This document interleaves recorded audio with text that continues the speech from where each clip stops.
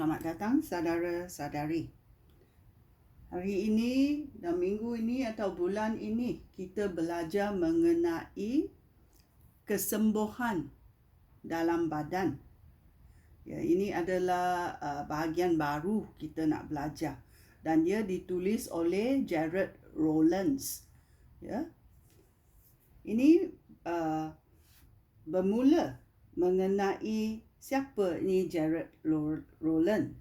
Ya, Jared Rowlands ialah seorang yang banyak menulis mengenai kesembuhan, ya, kesembuhan daripada Tuhan, dan Tuhan menggunakan hidupnya untuk ministry kesembuhan, ya. Dan berapa lama dahulu, ya, Tuhan memanggil Jared Rowlands ini pergi ke Afrika.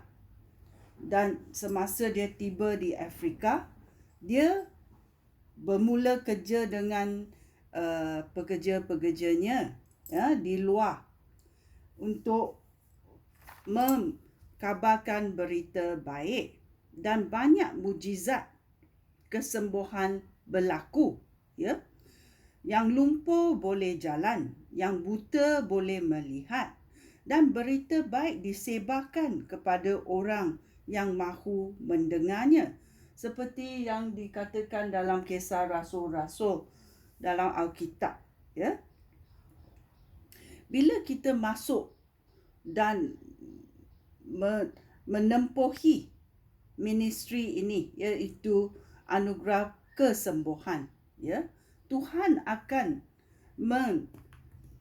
meluangkan dan campur tangan dalam hidup orang yang disembuhkan, ya, dengan baptism Roh Kudus, supaya Roh Kudus berlimpah-limpah di dalam orang itu, dan mereka boleh berlatih dalam iman untuk menyembuhkan orang dalam nama Yesus. Bukan keupayaan orang itu, tetapi orang itu sudi digunakan oleh Tuhan supaya kesembuhan boleh berlaku kepada orang yang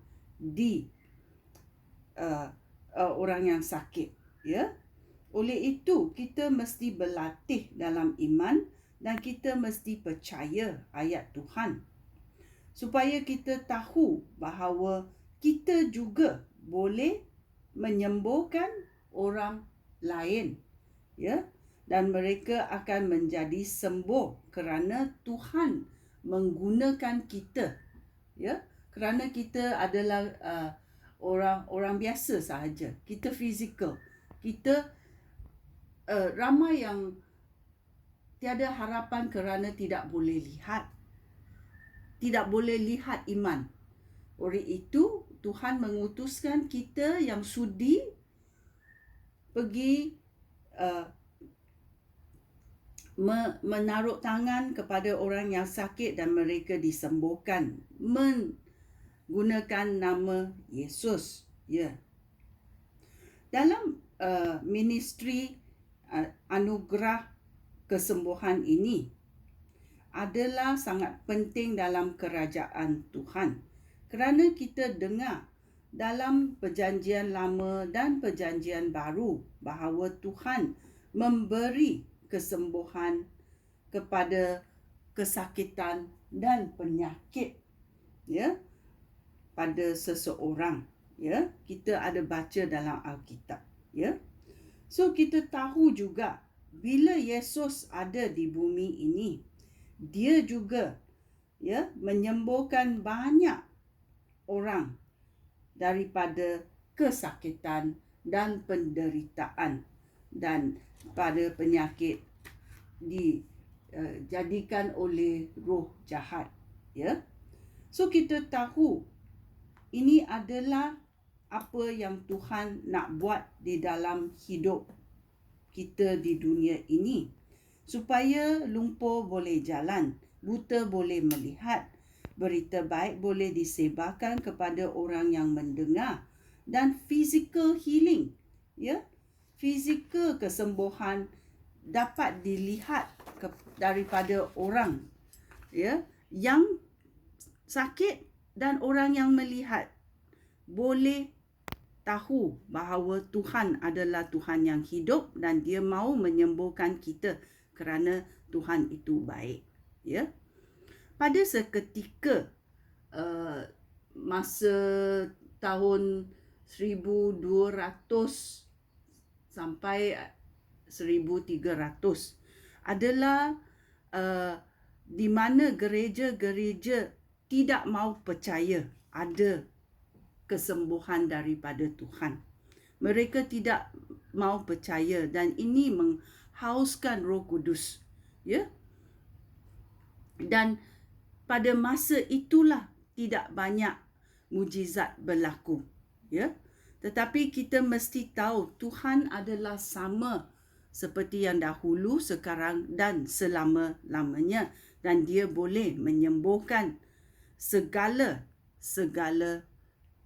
penyakit di dunia ini, kerana Tuhan adalah Tuhan yang mencipta kita. Dia tahu apa kesakitan dalam badan kita.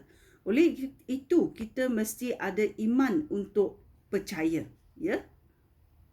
Roh Kudus nak mendalami pemahaman kita mengenai penyembuhan dari Tuhan. Oleh itu, dia memberi kita kuasa untuk menyembuhkan orang lain, ya, yang sakit, ya. Kerana Roh Kudus bekerja dalam hidup orang itu dan dalam hidup kita yang membuat atau menurut perintah Tuhan untuk menyembuhkan orang itu, ya. Ini Tuhan berkata, bangkitlah, ambillah harta kamu yang aku beri, anugerah kesembuhan ini, dan kamu buatlah, pergi keluar, buat dan sembuhkan orang dalam nama Yesus. So ini adalah apa yang kita mahu belajar seterusnya, ya. Penyembuhan badan yang sakit, ya. Macam mana Tuhan memberi kita kesembuhan itu, bagaimana dia memberi kesembuhan, dan apa bukti-buktinya di dalam Alkitab. Kita belajar mengenai anugerah kesembuhan ini, ya. Sekian, terima kasih. Shalom.